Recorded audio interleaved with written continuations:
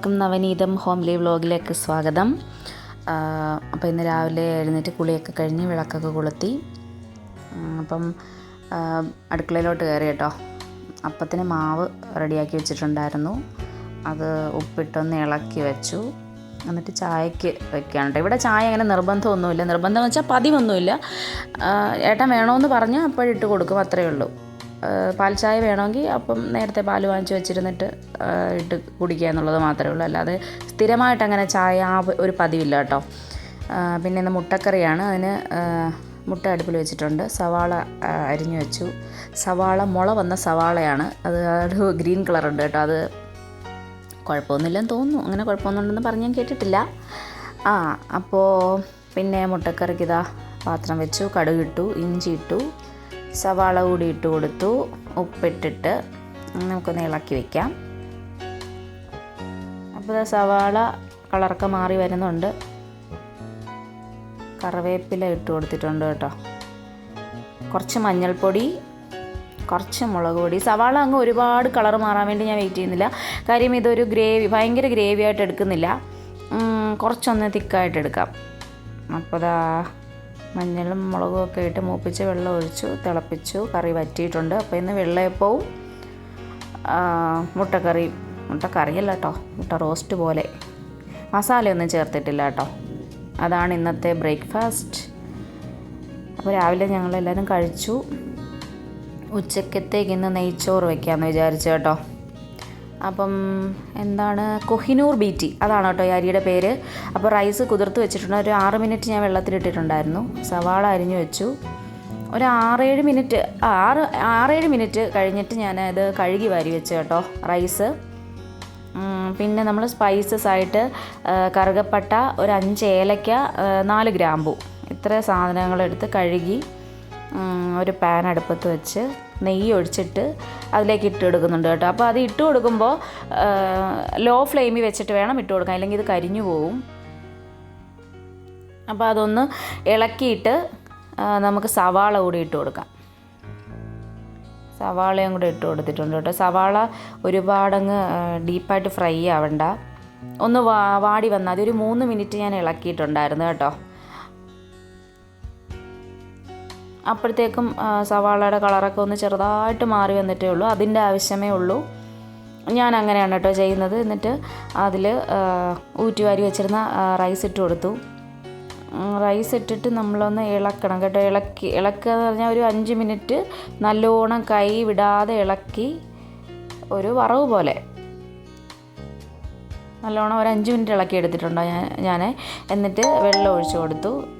അതായത് ഒരു കപ്പ് റൈസിന് 1.5 കപ്പ് വെള്ളമെന്നാണ് കേട്ടോ വയ്ക്കുക. അത് എല്ലാവർക്കും അറിയാവുന്ന കാര്യമാണ്. അങ്ങനെ വെച്ചിട്ടുണ്ടായിരുന്നു. എന്നിട്ട് കുറച്ച് ഉപ്പിട്ടിട്ട് ഇളക്കിയിട്ട് മൂടി വയ്ക്കുന്നുണ്ട് കേട്ടോ. ചിലർ നാരങ്ങ ഒഴിക്കും. ഞാൻ ഏതായാലും ഇപ്പം നാരങ്ങ ഒഴിച്ചിട്ടില്ല. ഒരു 3 മിനിറ്റ് കഴിഞ്ഞപ്പോൾ ഞാൻ ജസ്റ്റ് ഒന്ന് മൂടിയെടുത്ത് നോക്കി വെള്ളമുണ്ടോ എന്താണെന്നറിയാം. അപ്പോൾ വെള്ളമുണ്ട്, വേവാനും ഉണ്ട്. ഇളക്കി ചെറുതായിട്ട് ഇളക്കുന്നേ ഉള്ളൂ കേട്ടോ. അരി പൊടിഞ്ഞു പോവില്ലെങ്കിൽ ഒന്നുകൂടെ മൂടി വെച്ച് കൊടുക്കുന്നുണ്ട്. ഇപ്പുറത്തെ അടുപ്പിൽ ഒരു പാത്രം വെച്ചിട്ട് ഞാൻ സവാള വറുത്ത് കോരുന്നുണ്ട് കേട്ടോ. ഇതിൽ അവസാനം ചേർക്കാനായിട്ട് കുറച്ച് നെയ്യ്, ആദ്യം ഓയിലാണ് കേട്ടോ ഒഴിച്ചത്, വെളിച്ചെണ്ണ. പിന്നെ കുറച്ച് നെയ്യും കൂടെ ഇട്ടിട്ട് നല്ലോണം വറക്കുന്നുണ്ട്. അപ്പോൾ സവാള എല്ലാം വറുത്ത് കോരിയിട്ടുണ്ട്. അപ്പോഴത്തേക്കും ഞാൻ റൈസ് ഒന്നുകൂടെ തുറന്ന് നോക്കി കേട്ടോ. അപ്പോൾ വെള്ളം ചെറുതായിട്ടുണ്ട്. വീണ്ടും മൂടി വെച്ച് കൊടുത്തു.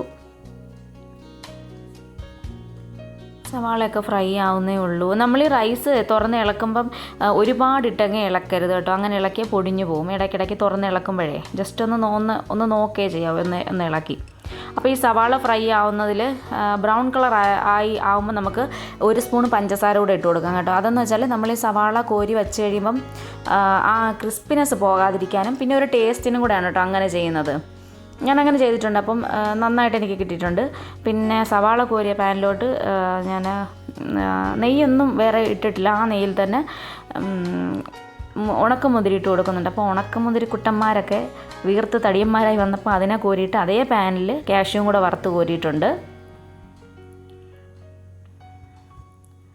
ഇതാ റൈസ് ഒന്നുകൂടെ തുറന്ന് നോക്കി കേട്ടോ. അപ്പം എനിക്ക് തോന്നി വെന്തിട്ടുണ്ടാവുമെന്ന്. കറക്റ്റായിരുന്നു കേട്ടോ. വെള്ളം വറ്റി കറക്റ്റ് പാകത്തിന് വെന്തിട്ടുണ്ട് കേട്ടോ. ഞാൻ ഒരുപാടിട്ട് ഇളക്കിയില്ല. നോക്കിയിട്ട് അതങ്ങ് പിന്നെ ഞാൻ ആദ്യം വെച്ച പാത്രത്തിൽ എനിക്ക് പാത്രം ചെറുതായിപ്പോയി. അങ്ങനെയാണ് ഞാൻ ആ സ്റ്റീലിൻ്റെ പാത്രം എടുത്ത് വെച്ചത്. അപ്പോൾ വീണ്ടും ഞാൻ ഇതിൽ തന്നെ ഇട്ടപ്പം കണക്കായി. അപ്പം ഞാൻ ഇതിലോട്ട് തന്നെ ആക്കി. തിക്കായിട്ടിരുന്നൊന്ന് ആവി കയറട്ടെന്ന് വിചാരിച്ചിട്ട് ഈ ചെറിയ പാത്രത്തിലോട്ട് തന്നെ ആക്കി. ഇടയ്ക്ക് ഞാൻ ലെയറായിട്ട് അങ്ങനെ നെയ്യൊന്നും ഇട്ട് കൊടുത്തില്ല. പാത്രത്തിൻ്റെ അടിഭാഗത്ത് തുടങ്ങിയപ്പം ശകലം നെയ്യിട്ടിട്ട് റൈസ് ഇട്ടു. പിന്നെ റൈസ് ഫുൾ ഇട്ടിട്ട് ഇത് സവാള ഇട്ട് കൊടുക്കുകയാണ്. പിന്നെ അണ്ടിപ്പരിപ്പും ഈ ഉണക്കമുന്തിരിയും കൂടെ ഫ്രൈ ചെയ്ത് വെച്ചിരുന്നു, അതും കൂടെ ഇട്ട് കൊടുത്തു. നെയ്യ് അല്ലാതെ ഇട്ടിട്ടേ ഇല്ല. ഇവിടെ നെയ്യ് അങ്ങനെ ഒരുപാടായാൽ ചേട്ടൻ കഴിക്കത്തില്ല കേട്ടോ.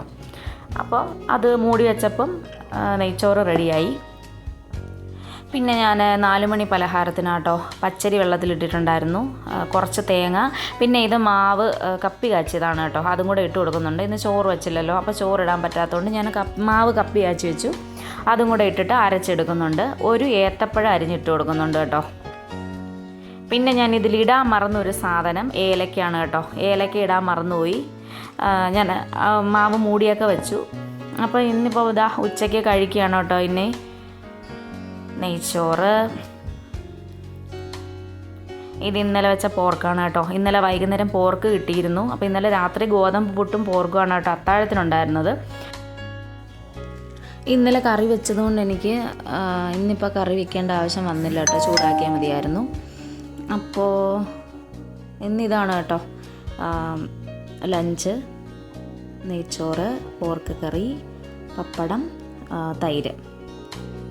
ഈ തൈരിൽ മല്ലിയിലയും കറിവേപ്പിലയും ചെറിയ ഉള്ളിയും ഉപ്പും കൂടി അരച്ച് ചേർത്തിട്ടുണ്ട് കേട്ടോ. അപ്പോൾ ഇന്നത്തെ ലഞ്ച് ഇതാണ്. നിങ്ങളുടെയൊക്കെ വീട്ടിലെന്താണ് ലഞ്ച്? കമൻറ്റ് ചെയ്യൂ അമ്മമാരൊക്കെ.